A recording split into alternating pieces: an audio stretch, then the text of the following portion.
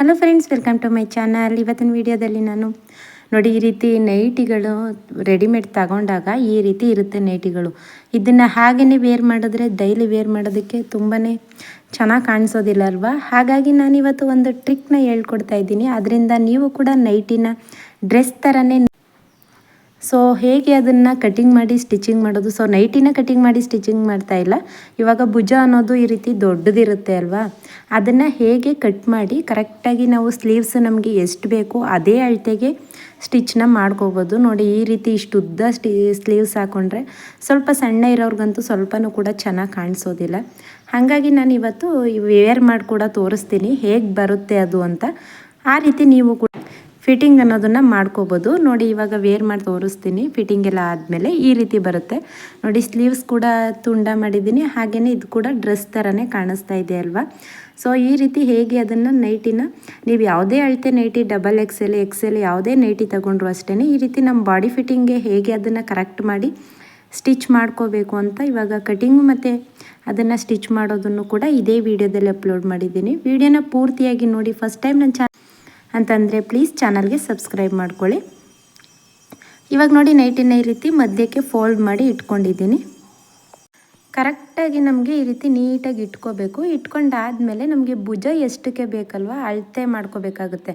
ನಿಮಗೆ 3 ಇಂಚು 3.5 ಇಂಚುವರೆಗೂ ಕೂಡ ಬೇಕು ಅಂತಂದರೆ ಅಷ್ಟೇ ಇಟ್ಕೋಬೋದು. ನಾನು 4 ಇಂಚನ್ನ ಸ್ವಲ್ಪ ಜಾಸ್ತಿ ಇದ್ದರೂ ಕೂಡ ಏನೂ ಆಗೋದಿಲ್ಲ ಅಲ್ವಾ. ಹಾಗಾಗಿ 4 ಇಂಚ್ಗೆ ಇಟ್ಕೋತಾ ಇದ್ದೀನಿ. 4 ಇಂಚ್ಗೆ ಇಟ್ಕೊಂಡ್ರೆ ಅರ್ಧ ಇಂಚು ನಿಮಗೆ ಜಾಯಿಂಟ್ ಮಾಡುವಾಗ ಹೋಗುತ್ತೆ ಅಲ್ವ, ಇನ್ನು 3.5 ಇಂಚು ಉಳ್ಕೊಳ್ಳುತ್ತೆ. ಈ ಕಂಕ್ಳ ಹತ್ರ ಯಾವುದೇ ರೀತಿ ಕಟಿಂಗ್ ಅನ್ನೋದನ್ನು ಮಾಡಬೇಡಿ. ಬರೀ ಭುಜ ಮಾತ್ರ ನೀವು ಮಾರ್ಕ್ ಮಾಡಿಕೊಂಡು, ನಾನಿವಾಗ ವಿಡಿಯೋದಲ್ಲಿ ತೋರಿಸ್ತೀನಿ ನೋಡಿ, ಭುಜ ಮಾತ್ರ ಮಾರ್ಕ್ ಮಾಡಿಕೊಂಡು ಕಟ್ ಮಾಡ್ಕೊಳ್ಳಿ ಅಷ್ಟೇ. ಕಂಕ್ಳ ಹತ್ರ ಕಟ್ ಮಾಡ್ತು ಅಂತಂದರೆ ನಿಮಗೆ ಬಟ್ಟೆ ಸಾಲ್ಟೇಜ್ ಆಗುತ್ತೆ, ಆವಾಗ ಚೆಸ್ಟ್ ಹತ್ರ ಟೈಟ್ ಆಗುತ್ತೆ. ಅಲ್ಲಿ ನೋಡಿ ಬಂದಿದೆ ಅಲ್ವಾ, ಹೊಲಿಗೆ ಬಂದಿರೋದ್ರ ನ್ಯಾರಕ್ಕೇ ನೀವು ಕಟ್ ಮಾಡ್ಕೋಬೇಕಾಗುತ್ತೆ. ಅಲ್ಲಿ ಯಾವುದೇ ರೀತಿ ಚೇಂಜಸ್ ಅನ್ನೋದನ್ನು ಮಾಡಬೇಡಿ. ಈ ರೀತಿ ಕ್ರಾಸಾಗಿ ಇವಾಗ ನಿಮಗೆ ತೋಳು ಅಟ್ಯಾಚ್ ಆಗಿದೆ ಅಲ್ವಾ, ಕ್ರಾಸಾಗಿ ಅಲ್ಲಿ ತನಕ ಕಟ್ ಮಾಡ್ಕೊಂಡ್ಬಿಡಿ. ಆವಾಗ ನಿಮ್ಗೆ ಏನಾಗುತ್ತೆ ಅಂತಂದರೆ ಸ್ಲೀವ್ಸು ಚಿಕ್ಕದಾಗುತ್ತೆ, ಭುಜನೂ ಕೂಡ ಚಿಕ್ಕದಾಗುತ್ತೆ ಅಲ್ವಾ. ಆವಾಗ ನಿಮಗೆ ಫಿಟ್ಟಿಂಗ್ ಅನ್ನೋದು ತುಂಬಾ ನೀಟಾಗಿ ಬರುತ್ತೆ. ಇವಾಗ ನೋಡಿ ಸ್ಲೀವ್ಸು ಕೂಡ ಅಷ್ಟೇ ಒಂದು ಸಮನಾಗಿ ಇಟ್ಕೊಂಡು ನಮಗೆ ಯಾವ ಅಳತೆಗೆ ಸ್ಲೀವ್ಸ್ ಬೇಕಾಗಿರುತ್ತೆ ಅಲ್ವಾ ಅದೇ ಅಳತೆಗೆ ನೀವು ಕಟ್ ಮಾಡ್ಕೋಬೇಕಾಗುತ್ತೆ. ನಿಮಗೆ ತುಂಡಾಗಿ ಸ್ಲೀವ್ಸ್ ಬೇಕು, ಕ್ಯಾಪ್ ಸ್ಲೀವ್ಸ್ ಬೇಕು ಅಂತಂದರೂ ಕೂಡ ಕಟ್ ಮಾಡ್ಕೋಬೋದು. ಬೇಡ ಇಲ್ಲ ಒಂದು ಸ್ವಲ್ಪ ಉದ್ದ ಹಾಕೋತೀನಿ ಅಂತಂದರೂ ಕೂಡ ಅದೇ ಅಳತೆಗೆ ಕಟ್ ಮಾಡ್ಕೋಬೋದು. ನನಗೆ ಒಂದು 6.5 ಇಂಚು ಸ್ಲೀವ್ಸು, ಅರ್ಧ ಇಂಚು ಹೋದರೂ ಕೂಡ ಇನ್ನು 6 ಇಂಚು ಸ್ಲೀವ್ಸ್ ಉಳ್ಕೊಳ್ಳುತ್ತೆ ಅಲ್ವಾ, ಅಷ್ಟು ಸಾಕು ಅಂತ ಅನ್ನಿಸ್ತು. ಹಾಗಾಗಿ ನಾನು ಅಷ್ಟನ್ನು ಕಟ್ ಮಾಡ್ಕೊಂಡಿದ್ದೀನಿ. ನಿಮಗೆ ಇನ್ನೂ ಸ್ವಲ್ಪ ಕಡಿಮೆ ಬೇಕು ಅಂತಂದರೆ ಕಡಿಮೆನೂ ಕೂಡ ಕಟಿಂಗ್ ಅನ್ನೋದನ್ನು ಮಾಡ್ಕೊಳ್ಳಿ. ಯಾವ ಅಳತೆಗೆ ಬೇಕೋ ಆ ಅಳತೆಗೆ ಕಟ್ ಮಾಡ್ಕೋಬೋದು. ಈ ರೀತಿ ಮಾಡೋದ್ರಿಂದ ನಾವು ಕೂಡ ನೈಟಿನೂ ಕೂಡ ಡ್ರೆಸ್ ಥರ ವೇರ್ ಮಾಡ್ಕೋಬೋದು. ಡೈಲಿ ವೇರ್ ಮಾಡಿದಾಗ ತುಂಬಾ ಅಸಹ್ಯ ಅನಿಸುತ್ತೆ. ನೀವು ಸ್ಲೀವ್ಸ್ ಎಲ್ಲ ದಪ್ಪ ದಪ್ಪ ಹಾಕ್ಕೊಂಡಾಗ ಈ ರೀತಿ ಹಾಕ್ಕೊಂಡ್ರೆ ತುಂಬಾ ಚೆನ್ನಾಗಿ ಕಾಣಿಸುತ್ತೆ. ಹಾಗಾಗಿ ನೀವು ಕೂಡ ಒಂದು ಸಲ ಟ್ರೈ ಮಾಡಿ ನೋಡಿ. ಇವಾಗ ನಾನು ಮಾರ್ಕ್ ಮಾಡ್ಕೊಂಡಿದ್ದೀನಿ ಅಲ್ವಾ, ಅದೇ ಅಳತೆಗೆ ಸ್ಟ್ರೈಟಾಗಿ ಅದು ಸ್ಲೀವ್ಸ್ ಶೇಪ್ ಯಾವ ರೀತಿ ಇದೆ ಅಲ್ವಾ ಅದೇ ಅಳತೆಗೆ ಕಟ್ ಮಾಡ್ಕೋತೀನಿ. ನೋಡಿ ಈ ರೀತಿ ನೀಟಾಗಿ ಕಟ್ ಮಾಡ್ಕೋಬೇಕು. ನಿಮಗೆ ಇದರಲ್ಲಿ ಸೈಡಲ್ಲಿ ಏನಾದರೂ ಬಟ್ಟೆ ಸ್ಲೀವ್ಸ್ ಹತ್ರ ತೋಳು ಸ್ವಲ್ಪ ದಪ್ಪ ಇದ್ದು ಬಟ್ಟೆ ಏನಾದರೂ ಸಾಲ್ಟೇಜ್ ಬಂತು ಅಂತಂದರೆ, ಅಕಸ್ಮಾತ್ ಏನಾದರೂ ಅದು ಕರೆಕ್ಟಾಗಿ ಆಗುತ್ತೆ. ಏನಾದರೂ ಮಿಸ್ಸಾಗಿ ನಿಮಗೆ ತೋಳು ದಪ್ಪ ಇದ್ದು ಸಾಲ್ಟೇಜ್ ಬಂತು ಅಂತಂದರೆ ಮಾತ್ರ ಇವಾಗ ಎಕ್ಸ್ಟ್ರಾ ನಾವು ಕಟಿಂಗ್ ಮಾಡಿರ್ತೀವಿ ಅಲ್ವಾ, ಆ ಬಟ್ಟೆ ಇರುತ್ತಲ್ಲ ಅದನ್ನು ನೀವು ಅಲ್ಲಿಗೆ ಅಟ್ಯಾಚ್ನ ಮಾಡ್ಕೋಬೋದು. ಸಾಕಾಗುತ್ತೆ ಅಂತ ಅನಿಸುತ್ತೆ.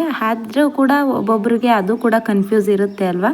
ಹಾಗಾಗಿ ಅದನ್ನು ಕೂಡ ಕ್ಲಿಯರ್ ಮಾಡ್ತಾ ಇದ್ದೀನಿ ನೋಡಿ. ಬಟ್ಟೆ ಏನಾದರೂ ನಿಮಗೆ ಸಾಲ್ಟೇಜ್ ಬಂತು ಅಂತಂದರೆ ಈ ಕಡೆ ಸೈಡಲ್ಲಿ ಎಕ್ಸ್ಟ್ರಾ ಬಟ್ಟೆ ನಾವು ಕಟಿಂಗ್ ಮಾಡಿ ತೆಗೆದಿರ್ತೀವಲ್ಲ ಅದನ್ನು ಯೂಸ್ ಮಾಡಿಕೊಂಡು ನೀವು ಸೈಡ್ಗೆ ಅಟ್ಯಾಚ್ ಮಾಡಿ ನೋಡಿ, ಇದನ್ನು ಅಟ್ಯಾಚ್ ಮಾಡಿ ಸ್ಟಿಚ್ ಮಾಡ್ಕೋಬೋದು.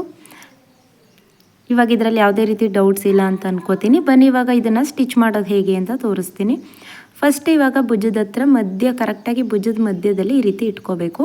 ಸ್ಲೀವ್ಸ್ನ ಮಧ್ಯದಲ್ಲಿ ನಾಚ್ ಹಾಕೊಂಡಿದ್ವಿ ಅಲ್ವಾ, ಅದರ ಮೇಲ್ಗಡೆ ಇಟ್ಟು ಈ ರೀತಿ ಉಲ್ಟಾ ತಿರುಗಿಸಿ ಸ್ಟಿಚ್ ಹಾಕೋಬೇಕು.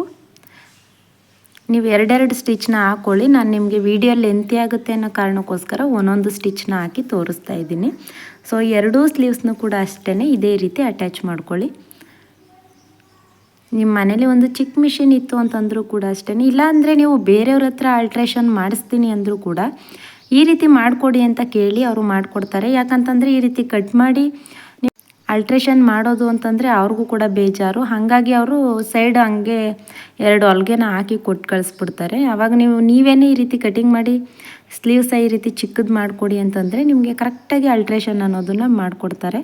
ಸೊ ನಾನು ಕೂಡ ಅಷ್ಟೇ, ನಾನು ಸ್ಟಿಚಿಂಗ್ ಮಾಡುವಾಗ ನಮ್ಮ ಕಸ್ಟಮರ್ಗೆ ನಾನು ಕೂಡ ಅದೇ ರೀತಿ ಅಲ್ಟ್ರೇಷನ್ನ ಮಾಡಿಕೊಡ್ತೀನಿ. ಯಾಕಂದರೆ ನಾನು ನೈಟಿ ವೇರ್ ಮಾಡಿದಾಗ ಅವರು ಕೂಡ ಅದೇ ರೀತಿ ಕೇಳ್ತಾರೆ ಅಲ್ವಾ, ಹಾಗಾಗಿ ಅದೇ ರೀತಿ ಸ್ಟಿಚ್ ಮಾಡಿಕೊಡ್ತೀನಿ. ನೀವು ಬೇರೆಯವ್ರ ಹತ್ರ ಅಲ್ಟ್ರೇಷನ್ ಮಾಡಿಸ್ತೀರಾ ಅಂತಂದರೆ ನೀವು ಕೂಡ ಅದೇ ರೀತಿ ಮಾಡಿಸ್ಕೋಬೋದು. ಇಲ್ಲ ನಿಮ್ಮ ಹತ್ರನೇ ಮಿಷಿನ್ ಇತ್ತು ಅಂತಂದರೂ ಕೂಡ ಇವಾಗ ನಾನು ತೋರಿಸೋವಂಥ ಮೆಥಡಲ್ಲಿ ನೀವು ಕೂಡ ಮಾಡಿ ಹೇಗೆ ಬಂತು ಅನ್ನೋದನ್ನು ಕೂಡ ನನಗೆ ಕಮೆಂಟ್ ಮಾಡಿ ತಿಳಿಸಿ. ಸೊ 2 ಸ್ಲೀವ್ಸ್ನೂ ಕೂಡ ಈ ರೀತಿ ಅಟ್ಯಾಚ್ ಮಾಡಿ ಆದಮೇಲೆ ಸ್ಲೀವ್ಸ್ದು ದಪ್ಪ ಎಷ್ಟಿದೆ ಅನ್ನೋದನ್ನು ನೋಡಿಕೊಂಡು ದಪ್ಪ ಎಷ್ಟಿದೆ ಅಷ್ಟಕ್ಕೆ ಮಾರ್ಕ್ ಮಾಡ್ಕೊಳ್ಳಿ. ಹಾಗೆಯೇ ಸೈಡು ನೀವು ಚೆಸ್ಟ್ ಹತ್ರ ನಿಮಗೆ ಎಷ್ಟಿದೆ ಅಷ್ಟಕ್ಕೂ ಕೂಡ ಮಾರ್ಕ್ ಮಾಡ್ಕೋಬೋದು. ಸ್ವಲ್ಪ ಲೂಸಾಗಿಯೇ ಮಾರ್ಕ್ ಮಾಡ್ಕೊಳ್ಳಿ, ತುಂಬ ಟೈಟ್ ಆದರೂ ಕೂಡ ಚೆನ್ನಾಗಾಗೋದಿಲ್ಲ ಅಲ್ವಾ. ಹಾಗಾಗಿ ಏನು ಮಾಡಿ ಅಂತಂದರೆ ನಿಮಗೆ 36 ಸೈಜು ಇತ್ತು ಅಂತಂದರೆ ನಿಮ್ಮದು ಬಾಡಿ ಮೆಜರ್ಮೆಂಟ್ ಬಂದು ನೀವು 38 ಅಥವಾ 40 ಸೈಜ್ಗೆ ಮಾರ್ಕ್ ಮಾಡ್ಕೊಳ್ಳಿ. ಅದರಿಂದ ಯಾವುದೇ ರೀತಿ ಲೂಸ್ ಥರ ಆಗೋದಿಲ್ಲ, ಅದು ಕರೆಕ್ಟಾಗಿ ಟೈಟಾಗೆ ಕೂರುತ್ತೆ. ನೋಡಿ ಇವಾಗ ನಾನು 40 ಸೈಜ್ಗೆ, ನಂದು 34 ಸೈಜ್ ಆದರೂ ಕೂಡ 40 ಸೈಜ್ಗೆ ಮಾರ್ಕ್ ಮಾಡ್ಕೊಂಡಿದ್ದೀನಿ. ನಾನು ಇವಾಗ ವೇರ್ ಮಾಡಿ ಕೂಡ ತೋರಿಸಿದೆ ಅಲ್ವಾ. ಅದಾದ ಸೊಂಟದ ಸುತ್ತಳತೆಯೂ ಕೂಡ ಅಷ್ಟೇ, ಎಷ್ಟಿದೆ ಅಷ್ಟಕ್ಕೇ ಒಂದು ಮಾರ್ಕ್ನ ಮಾಡಿಕೊಂಡು ಇದನ್ನು ಏನು ಮಾಡಬೇಕು ಅಂತಂದರೆ ನೀವು ಸ್ಟಿಚಿಂಗ್ ಮಾಡುವಾಗ ನೀಟಾಗಿ ಸೈಡಲ್ಲಿ ಈ ರೀತಿ ಡ್ರೆಸ್ನ ಸ್ಟಿಚ್ ಮಾಡ್ತೀರಲ್ವ ಅದೇ ರೀತಿ ಸೈಡಲ್ಲಿ ಸ್ಟಿಚ್ ಮಾಡ್ಕೋಬೇಕು. ಇವಾಗ ಸ್ಲೀವ್ಸ್ನೂ ಕೂಡ ನಾನು ಮಾರ್ಕ್ ಮಾಡ್ಕೋತಾ ಇದ್ದೀನಿ. ಮಾರ್ಕ್ ಮಾಡ್ಕೊಂಡು ಇವಾಗ ನಾನು ತೋರಿಸ್ತೀನಿ ನೋಡಿ, ಸೈಡಲ್ಲಿ ಪಾಕೆಟ್ ಬಂದಿರುತ್ತೆ ಅಲ್ವಾ, ಪಾಕೆಟ್ ಸೈಡಲ್ಲಿ ಈ ಕಡೆ ನೀವು ಕೆಳಗಡೆ ಈ ರೀತಿ ಶೇಪ್ ಕೊಟ್ಟು ಸ್ಟಿಚ್ ಮಾಡ್ಕೋಬೇಕಾಗುತ್ತೆ. ನೀವು ಸ್ಟಿಚಿಂಗ್ ಮಾಡುವಾಗಲೇ ಆ ರೀತಿ ಶೇಪ್ ಕೊಟ್ಟು ಸ್ಟಿಚ್ ಅನ್ನೋದನ್ನು ಮಾಡ್ಕೋಬೋದು. ನೋಡಿ ಇವಾಗ ನಾವು ಎಲ್ಲೆಲ್ಲಿ ಮಾರ್ಕ್ ಮಾಡ್ಕೊಂಡಿದ್ವಿ ಅಲ್ವಾ ಅದ್ರ ಮೇಲ್ಗಡೆ ಬಂದು ಇವಾಗ ಸೈಡಲ್ಲಿ ಈ ರೀತಿ ಸೈಡ್ಗೆ ಹೋದರೆ ನಿಮಗೆ ಫಿನಿಶಿಂಗ್ ಅನ್ನೋದು ನೀಟಾಗಿ ಬರುತ್ತೆ. ಹಾಗೆಯೇ ಡ್ರೆಸ್ ಥರ ಕೂಡ ಆಗುತ್ತೆ. ಸೊ ನೋಡಿದ್ರಲ್ವ, ತುಂಬಾ ಈಸಿಯಾಗಿ ನೈಟಿನ ಹೇಗೆ ಸೈಡ್ ಫಿಟ್ಟಿಂಗ್ ಅನ್ನೋದನ್ನು ಮಾಡ್ಕೋಬೋದು ಅಂತ. ನೀವು ಕೂಡ ಡೈಲಿ ನೈಟಿ ಯೂಸ್ ಮಾಡ್ತಾ ಇದ್ದೀರಾ ಅಂತಂದರೆ ಈ ಟ್ರಿಕ್ನ ಯೂಸ್ ಮಾಡಿ ತುಂಬಾ ನೀಟಾಗಿ ನೀವು ವೇರ್ ಮಾಡಿರೋದು ಡ್ರೆಸ್ ಥರನೇ ಕೂಡ ಕಾಣಿಸುತ್ತೆ. ಒಂದ್ಸಲ ಟ್ರೈ ಮಾಡಿ ಹೇಗೆ ಬಂತು ಅನ್ನೋದನ್ನು ಕೂಡ ನನಗೆ ಕಮೆಂಟ್ ಮಾಡಿ ತಿಳಿಸಿ. ಈ ವಿಡಿಯೋದಲ್ಲಿ ಏನೇ ಡೌಟ್ಸ್ ಇದ್ದರೂ ಕೂಡ ನನಗೆ ಕಮೆಂಟ್ ಮಾಡಿ. ಸೊ ನಾನು ಎಲ್ಲ ರೀತಿ ಬ್ಲೌಸ್ ಕಟಿಂಗ್ ಹಾಗೆಯೇ ಡಿಸೈನ್ ಬ್ಲೌಸ್ಗಳು ಪ್ರತಿಯೊಂದನ್ನು ಕೂಡ ವಿಡಿಯೋದಲ್ಲಿ ಅಪ್ಲೋಡ್ ಮಾಡ್ತಾ ಹೋಗ್ತೀನಿ. ಇಷ್ಟ ಆಯಿತು ಅಂತಂದರೆ ವಿಡಿಯೋ ಇಷ್ಟ ಆದರೆ ಸಬ್ಸ್ಕ್ರೈಬ್ನ ಮಾಡ್ಕೊಳ್ಳಿ. ಸಬ್ಸ್ಕ್ರೈಬ್ ಮಾಡೋದ್ರಿಂದ ನಾನು ಯಾವುದೇ ಒಂದು ವೀಡಿಯೋಸ್ ಅಪ್ಲೋಡ್ ಮಾಡಿದ್ರೂ ಕೂಡ ನಿಮ್ಮ ಫೋನ್ಗೆ ನೋಟಿಫಿಕೇಷನ್ ಬರುತ್ತೆ. Thank you for watching.